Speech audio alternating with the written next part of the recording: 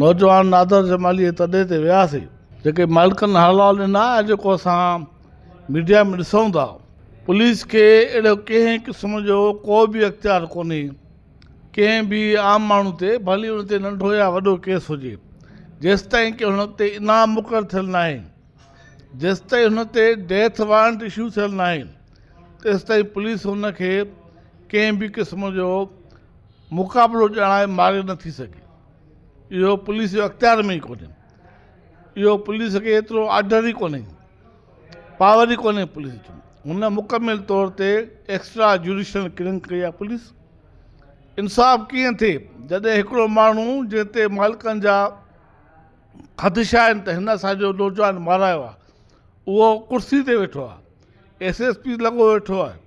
असीं नथा सम्झूं त ओसिताईं इंसाफ़ मुमकिन आहे जेसिताईं SSP साहिबु जेको आहे कुर्सी ते वेठो आहे, हिनखे मुअतल करे लाइन हाज़िर कयो वञे ऐं उन सां गॾोगॾु पुलिस तरफ़ां थींदड़ इनक्वायरी मालिकनि खे मुतमिन नथी करे सघे।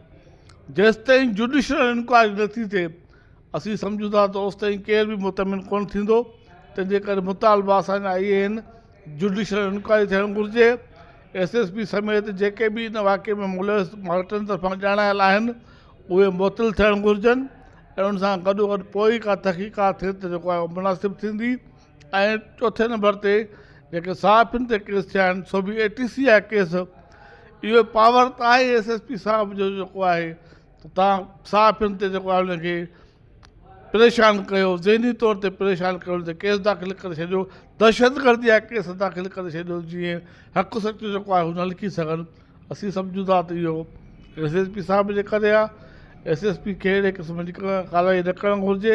SSP खे रज़ाकारन तौर ते पाण खे मुअतल थियणु घुरिजे, नथा मुअतल थियनि, इंतिज़ामिया हुनखे मुअतल करे त जीअं तहक़ीक़ात गैर जानबदार थिए ऐं माइट उन मुतमिन थी सघनि, जुडिशल इंक्वायरी थिए ऐं पुलिस जी तहक़ीक़ात जेका आहे उहा माइटनि खे मुतमिन नथी करे सघे ऐं न ई इंसाफ़ मुहैया करे सघे थी।